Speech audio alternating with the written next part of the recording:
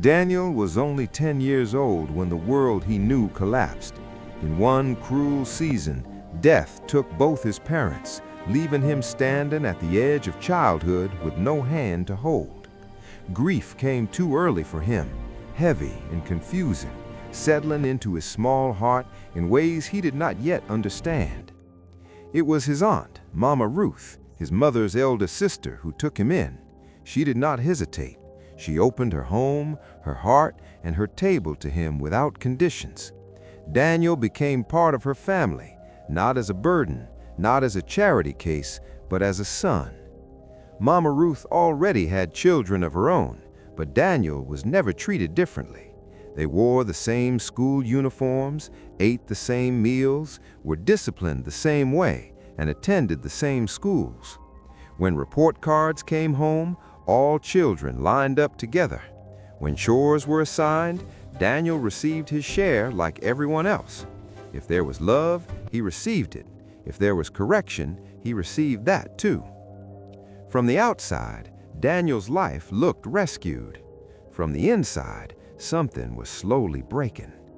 As they grew older, the difference between Daniel and his cousins began to show, not in how they were treated, but in how they coped with life. His cousins leaned into books, sports, and church activities. Daniel leaned into silence. He rarely spoke about his parents, rarely cried, rarely asked questions. The pain had buried itself too deep. High school changed everything. Daniel fell in with a group of boys who seemed fearless, loud, and free. They smoked behind classrooms, skipped lessons, chased girls, and drank whenever they could get alcohol. For the first time since losing his parents, Daniel felt numb, and he mistook numbness for peace. Alcohol became his escape. Smoking became his comfort. Recklessness became his identity. Mama Ruth noticed the change. Teachers called, neighbors whispered. His grades dropped. His eyes lost their brightness. She tried talking to him, softly at first, then firmly, but Daniel always brushed her off. "I'm fine," he would say. "You worry too much." When high school ended, things grew worse. The urge to drink overpowered everything else. Daniel stole small items at first, money left on tables, household items he could sell quickly. Sometimes it was from his grandmother's house, sometimes from his aunt's home, other times from neighbors. Shame followed him like a shadow, but alcohol always drowned it out. It was common to see him stumbling home with bruises on his face, scraped knees, and torn clothes. He fell often, on roadsides, in ditches, outside bars. Some nights he slept hungry, drinking on an empty stomach. His health deteriorated rapidly. He lost weight, his hands shook, his eyes dulled, and still he refused help. Finally, Mama Ruth could no longer watch him destroy himself in silence. Together with other relatives, they held a family meeting.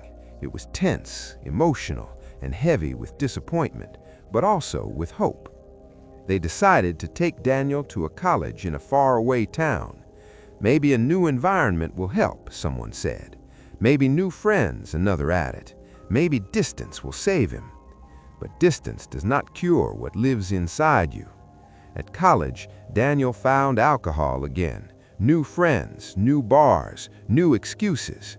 The pattern repeated itself. Missed classes, late nights, reckless behavior. Yet somehow, by grace or stubborn persistence, he completed his course.